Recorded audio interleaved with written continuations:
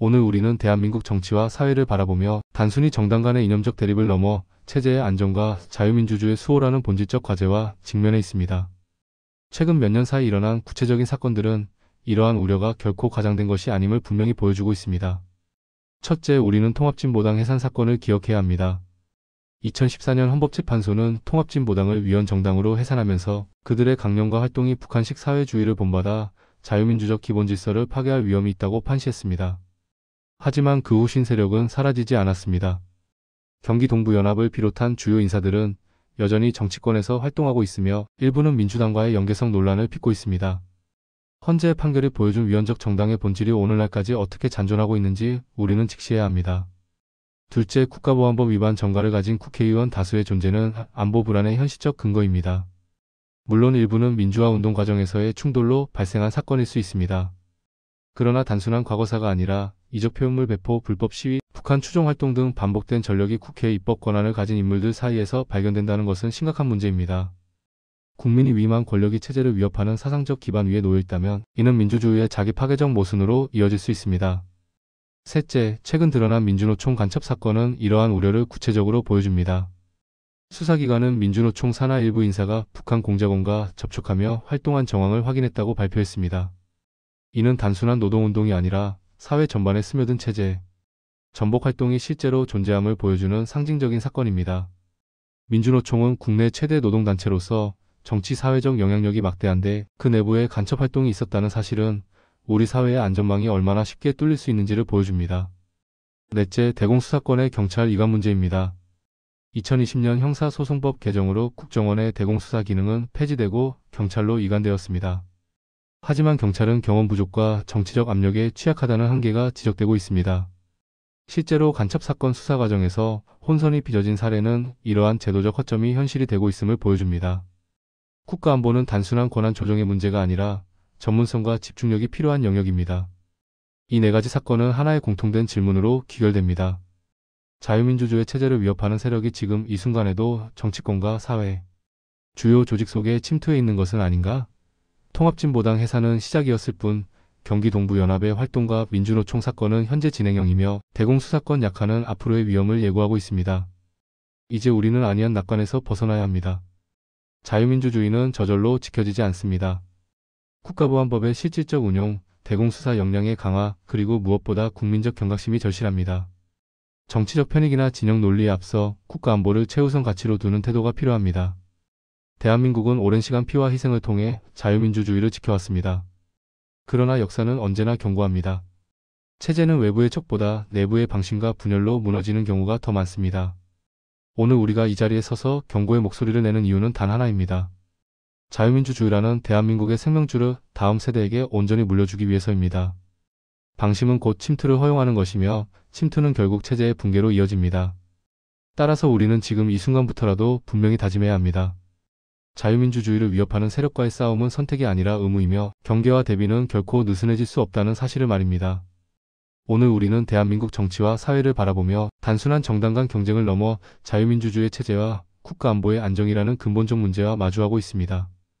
최근 몇 년간 일어난 구체적 사건들은 이러한 우려가 결코 과장된 것이 아님을 보여줍니다. 첫째, 통합진보당 해산 사건과 그 후 신세력 문제입니다. 2014년 헌법재판소는 통합진보당을 위헌정당으로 해산하며 그 강령과 활동이 북한식 사회주의를 본받아 자유민주적 기본질서를 위협한다고 판시했습니다. 하지만 경기동부연합을 비롯한 주요 인사들은 여전히 정치권에서 활동하며 민주당 내 일부 세력과의 연계 가능성이 지속적으로 논란이 되고 있습니다. 둘째, 국가보안법 위반 전과 의원의 존재입니다. 일부는 민주화운동 과정에서의 충돌로 인한 전과일 수 있지만 반복된 이적활동 전력은 단순 과거사가 아닌 체제 전복 가능성의 연속성으로 우려됩니다. 국민이 부여한 입법권이 이러한 역사적 전과와 연결될 때 자유민주주의는 자기 모순 속에 놓이게 됩니다. 셋째, 민주노총 간첩 사건입니다. 민주노총 산하 일부 인사가 북한과 접촉하며 활동한 정황이 밝혀졌습니다. 이는 단순한 노동운동이 아니라 사회 내부에 침투한 체제 전복 가능성을 보여주는 사례입니다. 넷째, 대공수사권의 경찰 이관 문제입니다. 2020년 국정원의 대공수사 기능이 폐지되고 경찰로 이관되었으나 경찰은 경험과 전문성이 부족하며 정치적 압력에도 취약하다는 지적이 있습니다. 실제 간첩 사건 수사 과정에서 혼선이 발생한 것은 제도의 한계를 보여주는 사례입니다.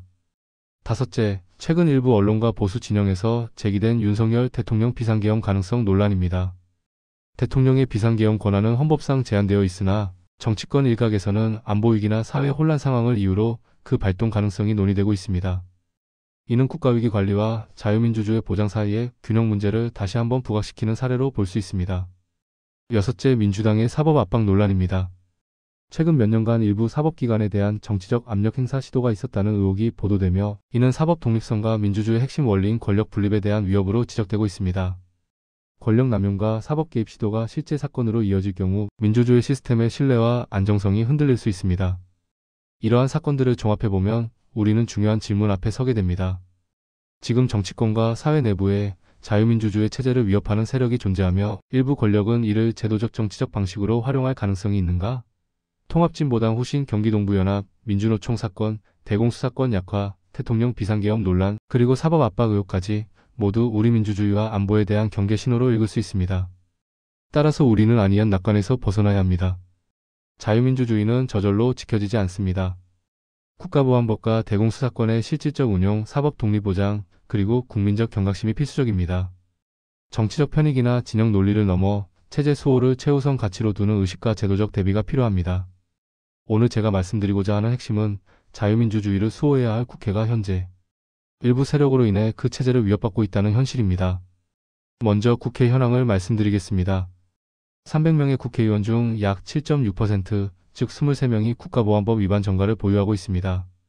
민주당 소속이 19명, 조국혁신당 2명, 국민의힘 1명, 무소속 1명입니다. 이 중에는 박선원 의원과 정청래 의원처럼 반미 학생운동, 주한미국 대사관 폭력 기획 등으로 징역형을 받은 사례도 있습니다. 이들은 과거 민주화운동이라는 명분 뒤에 체제 전복 가능성이 제기되는 전력이 있습니다. 다음으로 통합진보당의 후신 세력과 경기동부연합 문제입니다. 통진당 해산 이후에도 후신 진보당과 경기동부연합은 민주노총 등 노동단체와 연계하며 지역 정치와 사회활동을 통해 영향력을 확대해왔습니다. 이석기 전 의원, 이재명 변호사 등 일부 인사는 이 세력과 연결되어 정치적 행보를 이어가고 있습니다. 민주노총 내부에서는 간부들이 조직을 결성하고 집회 및 정치 활동을 지속하고 있습니다. 또한 민주당의 선거 전략과 연계된 논란도 있습니다. 민주당은 통진당 후신 진보당과 선거 연대를 추진하며 일부 후보의 당선권을 보장했습니다. 이 과정에서 민주노총과 공조한 촛불 집회, 학생교사 참여 정황 등도 드러났습니다. 일부에서는 사법부에 대한 압력과 법조계 네트워크 활용 논란까지 제기되었습니다.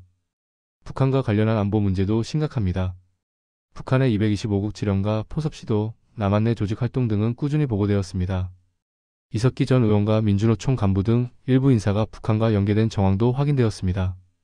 여기에 군사이버사령부 해체 국가안보, 기밀 유출 사건까지 겹쳐 우리 국가안보 시스템의 취약성이 노출되었습니다.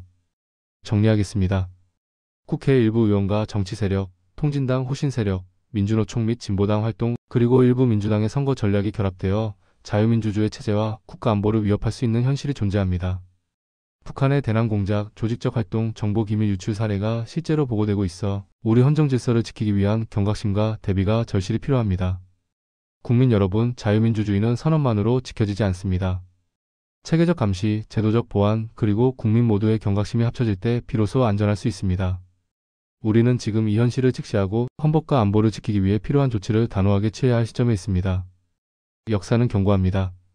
체제는 외부의 척보다 내부의 방심과 권력 남용으로 무너지는 경우가 많습니다. 오늘 우리가 이 자리에서 경고의 목소리를 내야 하는 이유는 분명합니다. 대한민국의 자유민주주의와 안보를 다음 세대에게 온전히 물려주기 위해서입니다. 경계와 대비, 그것만이 침투와 위협으로부터 체제를 보호할 수 있습니다.